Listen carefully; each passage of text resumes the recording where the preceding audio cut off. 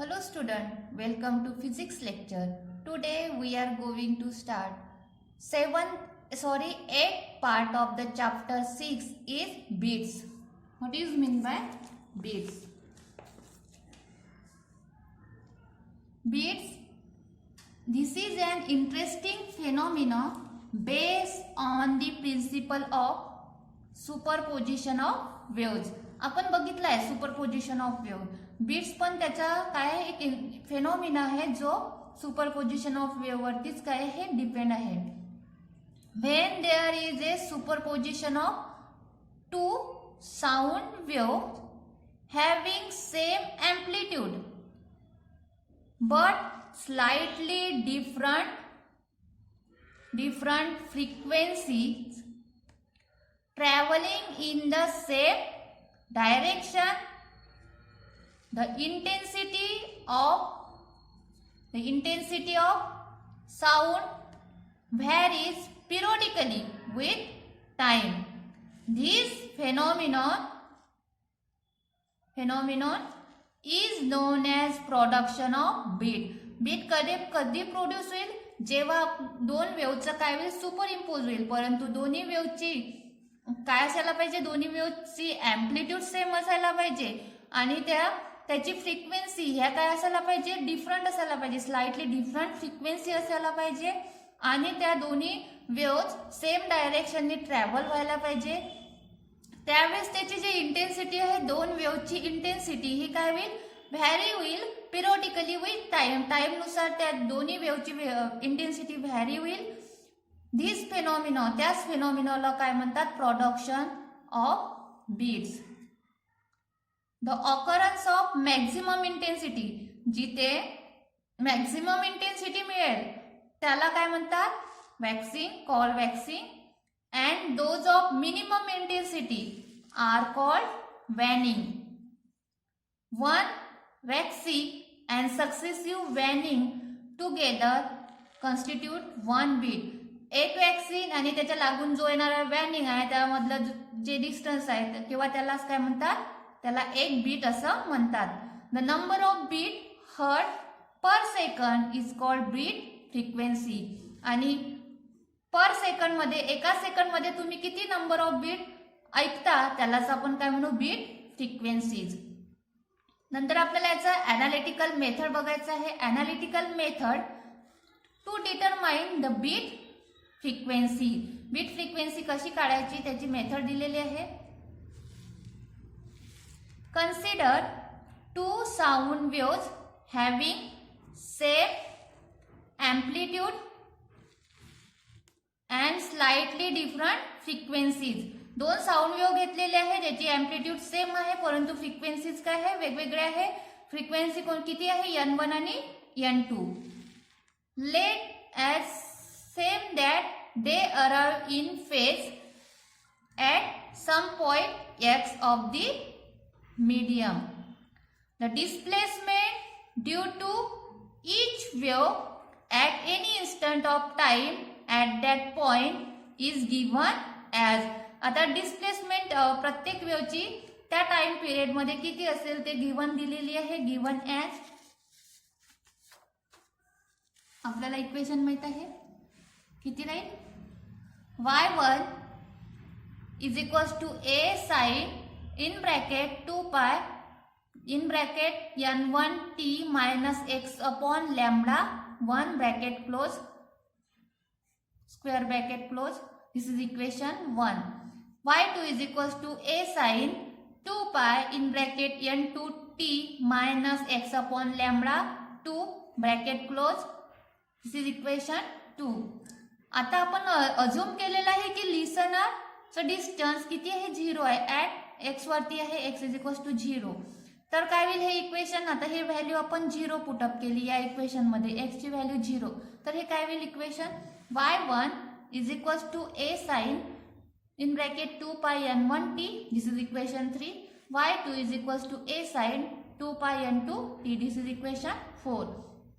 आता आपण इथे प्रिन्सिपल यूज करणार आहे सुपरपोजिशन ऑफ वेव्हचं. आपल्याला माहित आहे y is equals to y1 plus y2. Hence y is equals to y1 किती आहे, a sin 2 pi n1 T plus y2 किती आहे a साइन 2 पाय n2 t. आता आपण इथे फॉर्म्युला यूज केलेला आहे sine a plus sine b. त्याचा फॉर्म्युला काय आहे sine a plus sine b चा 2 sine a plus b upon 2 into cos a minus b upon 2. जर आपण हा फॉर्म्युला इथे यूज केला तर काय होईल हेच y is equals to 2a sine in bracket 2 pi n1 plus n2 upon 2 t into cos 2 pi n1 minus n2 upon 2 t. Hence आपण रिअरेंज केला त्याला y is equals to 2a cos 2 pi n1 minus n2 upon 2 t into sine 2 pi n1 plus n2 upon 2 t. Substituting आता आपण या व्हॅल्यूच्या जागी value put up करूया 2a cos in bracket 2 pi n1 minus n2 upon 2 t is equals to a and n1 plus n2 upon 2 is equals to n. We get तर आपल्याला equation काय मिळेल y is equals to a sin 2 pi n t. This is equation 5. This is the equation of progressive wave. आपल्याला माहित आहे कशाचे equation आहे progressive वेव्हचं आहे. त्याचे फ्रिक्वेन्सी काय राहील n राहील आणि amplitude a. The intensity of sound is proportional to the square of amplitude. Hence the resultant intensity will be maximum and amplitude is maximum. जर इंटेन्सिटी साऊंडची इंटेन्सिटी हे कशाला प्रोपोर्शनल आहे स्क्वेअर ऑफ एम्प्लिट्यूडला. आपल्याला माहित आहे जर इंटेन्सिटी मॅक्झिमम असेल तर एम्प्लिट्यूड पण काय राहील मॅक्झिमम राहील. आता आपल्याला याचे केसेस बघायचे आहे. For maximum amplitude it is called waxing and for minimum amplitude it is called waning. Case 1 for maximum amplitude. Maximum amplitude म्हणजे a is equals to plus minus 2a. Hence 2a cos 2 pi n1 minus n2 upon 2 t is equals to plus minus 2a. Cos काय येईल 2a cancel होईल तर काय मिळेल आपल्याला cos 2 pi n1 minus n2 upon 2 t is equals to plus minus 1. That is cos theta 1 कधी राहतो plus minus 1 कधी राहतो that is theta is equals to 0 pi 2 पाय 3 पाय असेल तर म्हणून दॅट इज 2 पाय ब्रॅकेट मध्ये n1 minus n2 upon 2 t is equals to 0 pi 2 पाय 3 पाय and so on. याच्यावरून आपण t ची व्हॅल्यू काढू शकतो. Hence t is equals to किती राहील 0 1 upon n1 minus n2 2 upon n1 minus n2 3 upon n1 minus n2 and so on. Thus the time interval between two successive maxima of sound is always 1 upon n1 minus n2. जर दोन याच्यातला difference काढला आपण time मधला तर किती येते तो 1 upon n1 minus n2. That is period of beat is t is equals to 1 upon n1 minus n2. आणि आपल्याला माहित आहे फ्रिक्वेन्सी ही रेसिप्रोकल राहते पिरियडच्या म्हणून frequency of beat n is equals to n1 minus n2. This is equation 6. आता आपल्याला second case बघायचे आहे for minimum amplitude waning. Minimum amplitude म्हणजे काय राहील 0. That is 2a cos 2 pi n1 minus n2 upon 2 t is equals to 0. Cos 0 हेच cos 2 pi n1 minus n2 upon 2 t is equals to 0. Cos theta 0 कधी राहील जर थिटाची value पाय by 2 असेल 3 pi by 2 असेल 5 पाय बाय 2 असेल तर that is 2 pi in bracket n1 minus n2 upon 2 t is equals to pi by 2 3 pi by 2 5 pi by 2 and so on. Hence t is equals to याच्यावरून t ची value काढू शकतो आपण. t is equals to 1 upon 2 bracket n1 minus n2 3 upon 2 n1 minus n2 5 upon 2 n1 minus n2. Thus the time interval between to successive minima जर दोन याच्यातला difference जर काढला आपल्या टाइम मधला तर तो किती येईल 1 upon n1 minus n2. From case 1 and 2nd, we can say that waxing and waning occur alternately with same frequency. Waxing आणि वॅनिंग हे अल्टरनेटली ऑकर होतात आणि त्याची फ्रिक्वेन्सी काय राहील, सेम राहील. किती राहील, 1 फ्रिक्वेन्सी पण सेम राहील N1. ठीक आहे. आता आपल्याला याच्यावरचं न्यूमरिकल नाही, आता आपल्याला याचं अप्लिकेशन बघायचं आहे. Application of beats. application of beats. First application आहे, the phenomenon of beats is used for matching the frequencies of different musical instrument like sitar, violin, piano, etc. बीटचा यूज आपण डिफरंट जे म्युझिकल इन्स्ट्रुमेंट आहे त्याच्या फ्रिक्वेन्सीला match करण्यासाठी use करू शकतो. Second आहे, the speed of aeroplane can be determined by using Doppler radar. It is also use to, एरोप्लेनचा स्पीड डिटरमाइन करण्यासाठी डॉपलर रडारचा यूज केला जातो. Also it is also use to determine the speed of व्हेकलचा speed determine करण्यासाठी पण बीटचा use केला जातो. थर्ड आहे, unknown frequency of sound note can be determine by using the phenomena of beat. जे आपल्याला अननोन, जी फ्रिक्वेन्सी आपल्याला माहित नाही साऊंड नोटची, ते डिटरमाइन करण्यासाठी पण बीटचा फेनॉमिनॉन यूज केला जातो. This is the application of beat. जर आपल्याला अप्लिकेशन विचारले तर फक्त तुम्ही 3 पॉइंट्स अप्लिकेशन 3 पॉइंट्स लिहू शकता. आता आपण याच्यावरची एक न्यूमरिकल बघूया. 31 नंबरचा तुमच्या टेक्स्टबुक मधला न्यूमरिकल आहे. A set of 8 tuning fork is arrange in a series of increasing order. 8 tuning fork घेतलेले आहे आणि त्याला इन्क्रीजिंग ऑर्डरने अरेंज केलेले आहे of frequencies. Each fork gives 4 beat per second.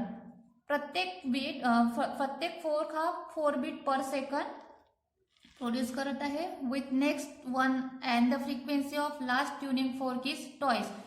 आणि लास्ट ट्युनिंग फोर्कची फ्रिक्वेन्सी ही टॉईस आहे फर्स्ट ट्युनिंग फोर्कच्या फ्रिक्वेन्सी इतकी. म्हणून आपल्याला काय काढायचं आहे, calculate the frequency of the first and last four. तर आपल्याला फर्स्ट ट्युनिंग फोरची फ्रिक्वेन्सी किती राहील आणि लास्ट ट्युनिंग फोरची फ्रिक्वेन्सी किती राहील ते काढायची आहे. 8 ट्युनिंग फोर्क दिलेले आहे. प्रत्येकाची फ्रिक्वेन्सी काय आहे, वेगवेगळे आहे आणि प्रत्येक tuning fork 4 beat per second produce करत आहे. लास्ट ट्युनिंग फोर्कची फ्रिक्वेन्सी ही 2 टाइम्स फर्स्ट नंबरच्या फ्रिक्वेन्सी इतकी आहे.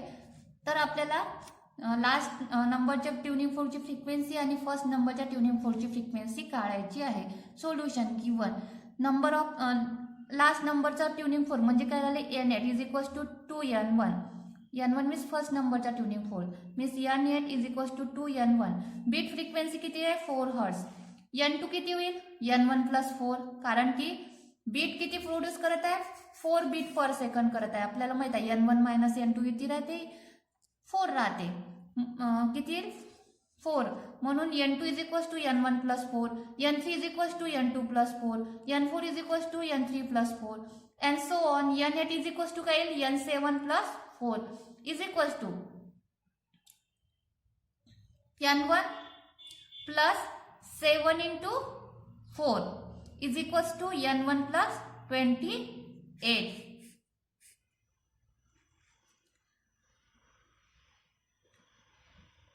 N7 हे इज इक्वल्स टू काय होईल, N1 plus 7 into 4 is equals to N1 plus 28. हेच N8 is equals to 2N1 हे गिवन आहे. मग आपण जर कम्पेअर केलं N8 is equals to N1 plus 28 आणि N8 is equals to 2N1 तर काय येईल, हेच 2N1 is equals to N1 plus 28. हेच N1 is equals to 28. Means frequency of first tuning fork किती झाली, 28 हर्ट्ज. आता frequency of last tuning fork किती होईल, N8 इज इक्वल्स टू किती आहे, N1 प्लस 28. N1 ची व्हॅल्यू किती आहे, 28 plus 28 is equals to 56 hertz. The frequency of last tuning fork is 56 hertz आणि frequency of first tuning fork is 28. अजून एक आपल्याला न्यूमरिकल बघायचं आहे. 22 नंबरचं न्यूमरिकल आहे, नाही 22 नंबरचं झालेलं आहे.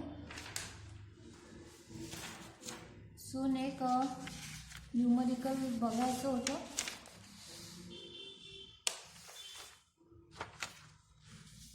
"24 नंबरचं न्यूमरिकल आहे तुमच्या टेक्स्टबुक मधलं. A string of guitar is 80 centimeter long and has a fundamental frequency of 112 Hz. If the guitarist wishes to produce a frequency of 160 Hz, where should be the person press the string?" String guitar दिलेली आहे, ते गिटारची गिटारच्या स्ट्रिंगची length दिलेली आहे, किती आहे 80 centimetre आहे. Fundamental frequency दिलेली आहे 112 हर्ट्ज दिलेलं आहे.